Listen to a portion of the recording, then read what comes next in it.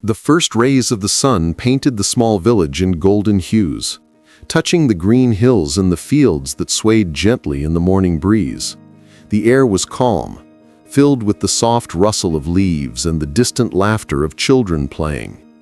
In this quiet village, two boys were inseparable, Romesh and Suresh. From the moment they could walk, they walked together. From the moment they could talk, they shared secrets that no one else could hear. They played in the fields, ran through narrow lanes, and dreamed together under the shade of old trees. As they grew, their friendship only deepened. Together, they carried baskets of fresh fruits to the village market, their laughter echoing through the streets. The villagers admired them, not just as boys, but as two halves of the same heart. Yet, even in the warmth of their bond, a subtle longing began to stir, a whisper of desire for more wealth, more comfort, more than their simple lives had ever given them. It was faint, almost invisible, yet enough to plant the first seed of greed, quietly waiting for the day it could grow. And so, life in the village continued, calm and ordinary, unaware that the path of friendship was about to face a test more dangerous than either of them could imagine.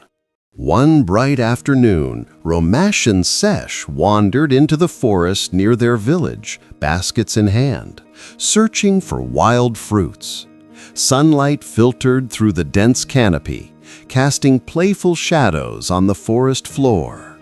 Birds chirped softly, and the air smelled of damp earth and blooming flowers. As they walked deeper, Suresh's eyes caught a faint glimmer beneath the roots of an ancient banyan tree.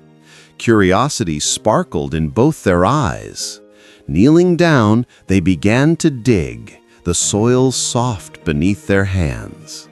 And then they saw it. A large pot, half buried and shining with an unnatural brilliance.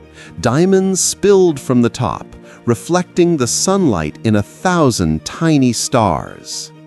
For a moment, neither spoke. Their hearts raced, their breaths shallow. The world around them faded, leaving only the glittering treasure and the unspoken thoughts of what it could mean. Romesh whispered, almost in awe, "We are rich! Our days of selling fruits are over!" Suresh nodded, his excitement tinged with caution. "Yes, but we must be careful. No one can know." And in that instant, the forest held its breath, as if aware that this discovery would soon awaken something far more dangerous than desire. That night, under the soft glow of the moon, Romesh and Suresh sat near the hidden pot of diamonds. The forest was silent, except for the rustle of leaves and the distant call of an owl. They smiled at each other, sharing food and laughter as if nothing had changed. But inside, their hearts were heavy with thoughts they did not speak aloud. Romesh wondered, "Why should I share this treasure? I found it. It should be mine." Suresh's mind raced with the same dangerous idea. "Why should I let him take half? This treasure is mine, and mine alone." The diamonds glittered softly beside them, innocent and beautiful, while their friendship, once unbreakable, began to crack under the weight of greed. Each passing moment stretched into tension, as though the forest itself sensed the silent betrayal growing between them.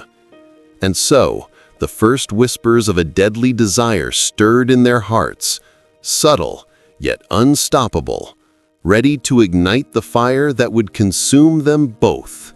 The next day, the forest seemed ordinary, but inside, both Romesh and Suresh carried deadly intentions. Romesh went to the village market, pretending to buy food, yet hidden beneath his cloak was a sharp knife, a tool for the betrayal he was planning.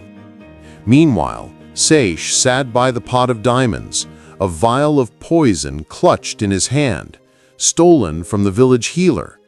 He mixed it carefully into the food they were to share, his mind racing with thoughts of a future where he alone would claim the treasure.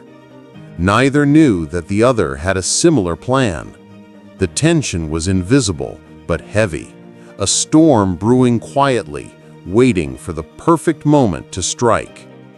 As the sun dipped lower, casting long shadows over the forest floor, the two friends prepared for a meal that would change everything. Smiles on their faces hid hearts full of betrayal, and the diamonds, gleaming innocently beside them, seemed to mock the darkness growing within. The stage was set, and the forest waited silently, unaware of the tragedy about to unfold. As Romesh returned from the market, the forest seemed calm, but the tension was unbearable. Suresh greeted him with a smile that didn't reach his eyes. They sat to eat, pretending everything was normal, while their hidden plans lurked like shadows. Romesh's hand moved swiftly, and the knife found its mark.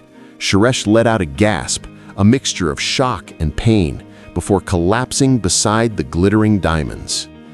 Silence fell, heavy and suffocating. But fate had its own cruel twist. Romesh, thinking he had outsmarted Suresh, began to eat the food laced with poison. Moments later, his strength faltered, his breaths grew shallow, and his eyes widened in disbelief. The forest watched quietly as one by one, both friends fell lifeless, their hearts consumed by the very greed that had brought them together. The pot of diamonds lay untouched, gleaming innocently in the morning light, a silent witness to the tragic price of betrayal. At sunrise, a wise old monk walked through the forest, his eyes falling upon the tragic scene. Two lifeless bodies lay side by side, and beside them the pot of diamonds gleamed as if mocking the foolishness of men. He sighed deeply and whispered, "Greed is like fire. The more you feed it, the more it consumes you." These two friends loved treasure more than they loved each other, and in the end, they lost everything. The monk covered the bodies with leaves and left the diamonds untouched, a silent reminder that wealth can never replace trust, love, or friendship. Back in the village, the story of Romesh and Suresh spread quickly, shared from parents to children, teachers to students. Their tale became a warning. True friendship and honesty are far more valuable than any treasure, and the greed in the heart can destroy even the strongest bonds.